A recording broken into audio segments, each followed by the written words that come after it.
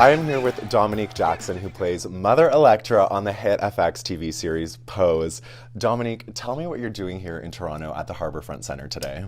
Well, I'm here for the Kumba Festival, and as I was researching it, I realized how important it was, because Kumba is the sixth principle of Kwanzaa.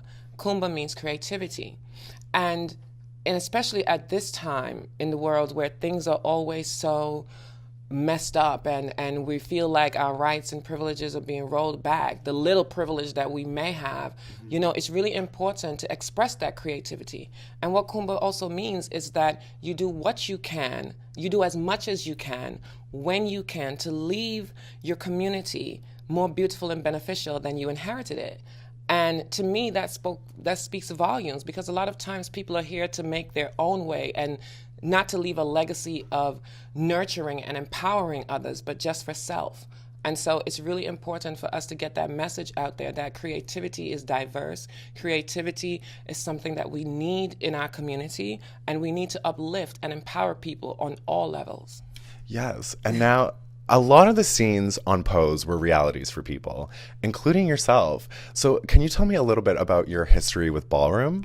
Well, I first went into ballroom, I think it was like 99. No, it was in the beginning of the 90s. And what happened was, I was a lost soul.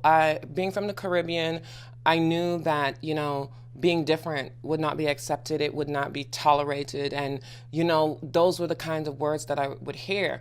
And so I would sneak out of my house and I would go downtown Baltimore.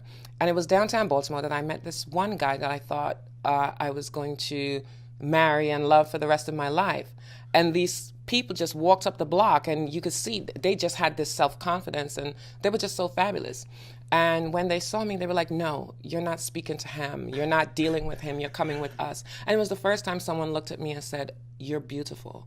And I looked at them, I was like, wow. And they were from ballroom. And I realized that even though we didn't have much, and I eventually moved in with them, they really pulled me in. And it was not just about going to a ball and walking a ball. It was about being in that house, in that apartment, and the family that we created that made me really, really love and appreciate ballroom. We're much more than what you see on that floor. We are family, like Pose shows you. What Blanca has done with her house, what Electra did with her house, that is actual reality. We take the kids in, we take care of them. Some of us get a little bit too much for our own selves, Miss Electra. But on a whole, ballroom saved my life. Wow. And what is it like to be able to portray that now for almost a whole new generation and people who lived through that, who are watching it now? Well, in the beginning, I was really, really, really nervous, because our culture has been so misappropriated that we are constantly feeling like things are stolen from us.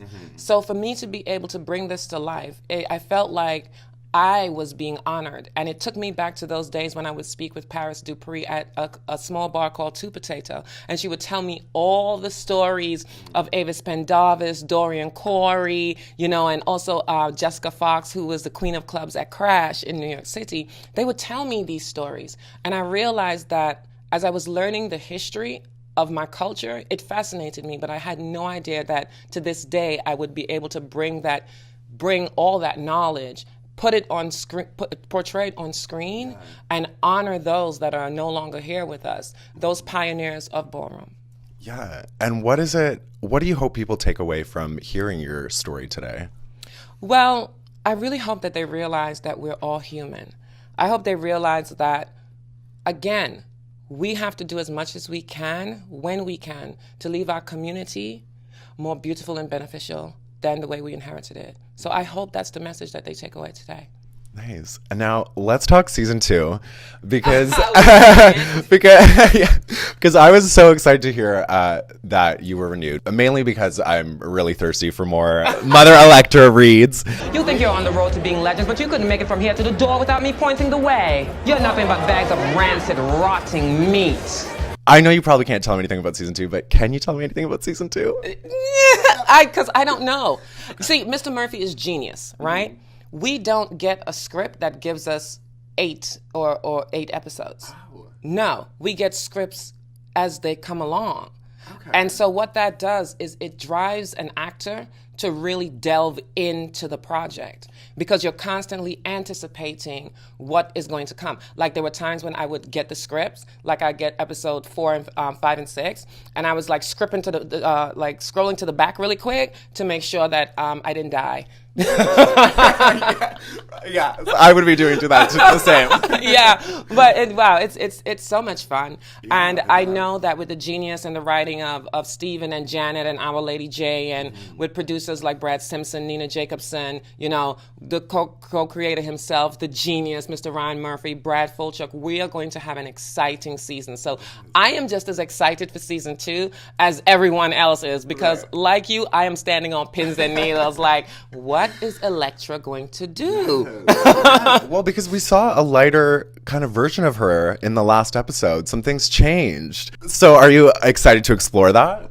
Well, yes, I'm excited to explore that, but also it kind of correlates to my own life, because before I did bottom surgery, you know, I wasn't a mean person, but there was a lot of anxiety, there was a lot of depression. It was really tough to not feel like you are in the body that you know you're supposed to be. It's really hard to look at yourself in the mirror and not see the person that your brain is telling you you're supposed to see, not see those body parts.